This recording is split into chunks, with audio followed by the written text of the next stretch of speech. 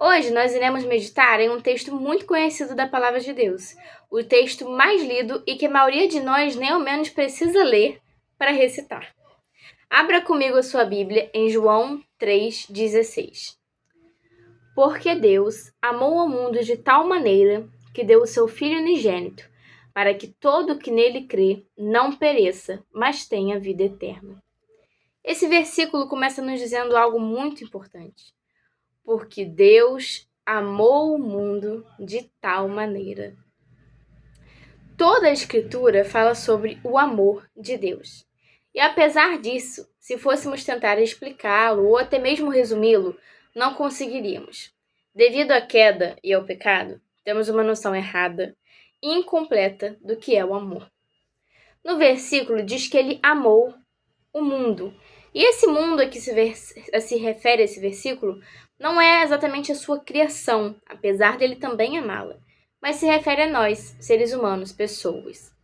A Bíblia diz que ele nos ama não por quem somos, mas apesar de quem somos. Não nos ama pelos nossos talentos, pela nossa personalidade, pelos nossos dons, obras ou até mesmo a santidade. Mas ao invés disso, ele nos ama apesar dos nossos pecados, apesar dos nossos erros, apesar das nossas falhas.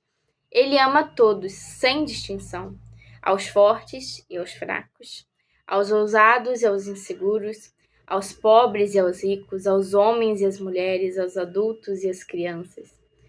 A palavra nos diz que ele não faz distinção de pessoas, e por isso a vida de Jesus chocou tanto aos escribas e aos fariseus, pois eles achavam que podiam comprar, fazer por merecer o amor de Deus, através das suas obras, através da sua religião, através do cumprimento da lei. Eles achavam que Deus era seletivo a respeito do seu amor, mas a palavra nos diz que ele amou a todos nós. O amor dele não é algo que conseguiríamos vir a comprar, por mais que tentássemos. Ele é algo que ele nos deu, nos entregou. Ele nos amou desde antes da fundação do mundo, do mar, da terra, dos animais e de tudo que existe. Então, ele amou ao mundo de tal maneira. E o versículo continua dizendo que deu ao seu Filho unigênito. Aqui nós vemos que o amor de Deus por nós não foi somente um sentimento, mas foi uma entrega, a maior entrega que alguém poderia fazer. Ele nos deu Cristo, o seu Filho unigênito. Ele nos entregou o melhor que ele tinha.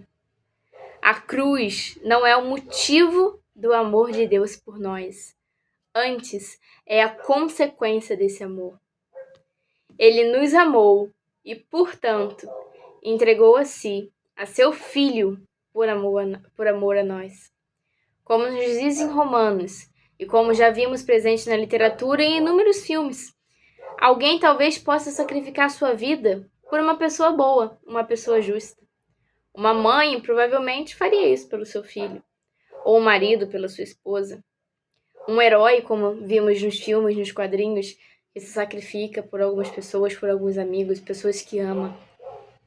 Mas em Romanos 5,8 nos diz que ele entregou o seu único filho por nós, enquanto ainda éramos pecadores, enquanto ainda estávamos afastados de sua presença, em meio a toda a nossa maldade, perversidade e depravação. Ele entregou o seu filho por pessoas que não mereciam, por pessoas que o crucificaram, que o rejeitaram. Ele entregou o seu filho por nós. De tal maneira foi o amor de Deus por nós que ele entregou o seu filho, seu único filho, o melhor que ele tinha para nos dar, o melhor que ele tinha para nos oferecer. Ele entregou esse filho. E o final desse versículo nos diz: para que todo o que nele crê não pereça, mas tenha vida eterna. E é aqui que nós entendemos o motivo dessa entrega. O porquê que esse amor de Deus o motivou a entregar o seu filho por nós. Por que ele entregou o seu filho por nós? Pela salvação. Deus entregou a Cristo e este, em obediência, se entregou para que não venhamos a perecer, mas a ter a salvação, a vida eterna isto é, para que venhamos a estar eternamente na presença do Pai. Isso, meus irmãos, é o maior presente que Deus poderia nos dar. Podemos passar a eternidade na presença do Pai. Muitos, quando pensam no inferno, focam na questão do choro, do enxofre, da dor, do ranger de dentes, e é terrível, sim. Mas creio eu que a pior coisa que pode acontecer, a pior coisa a respeito do inferno é o fato de passar a eternidade afastado da presença de Deus. Nesse mundo caído em que vivemos, ainda nos lugares mais inóspitos, mais cruéis, ainda em meio a pessoas mais cruéis, a glória do Senhor habita a terra e nós podemos ter contato com a presença dele, mesmo em meio aos momentos, aos lugares mais difíceis, mas no inferno não. E para isso que Deus veio, para isso que Jesus se entregou em nosso lugar, para que venhamos a ter a vida eterna e com isso venhamos a estar eternamente na presença do Pai. Ele se entregou por nós, pois sabia que nada do que fizéssemos poderia nos livrar do pecado e da ira de Deus. Por isso, ele levou esse pecado e essa ira sobre si. E ele sabia que nenhuma obra, nenhum ato nosso poderia restaurar o que se perdeu no Éden, poderia costurar novamente aquele fio que se rompeu, poderia trazer de volta aquele acesso ao Pai que tínhamos antes da queda. E por isso ele veio, e por isso o Pai o enviou. E como acessaremos esse presente? Como acessaremos essa graça? Como acessaremos isso que o Senhor nos entregou para romper com essa separação, para nos conectar novamente a Ele? Como acessamos isso? O versículo também nos responde isso. Para que todo aquele que nele crê. Então, como acessamos? Através da fé. Todo aquele que nele crê.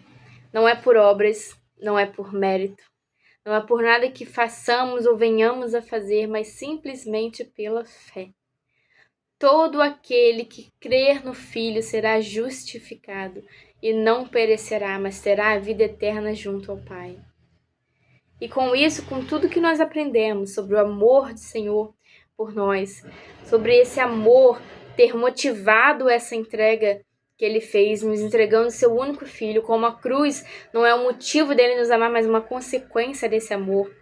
E que como isso nos trouxe a salvação, que podemos acessar através da fé.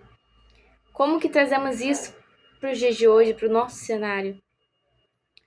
Que não importa o seu passado, não importa o que você fez, não importa como o mundo te vê. Deus te ama. Ele te ama apesar de suas falhas, apesar dos seus erros, apesar do seu pecado, apesar do seu passado. E tudo o que você precisa fazer para tomar posse desse amor, para tomar posse desse presente, para viver na totalidade a salvação, é crer em Cristo.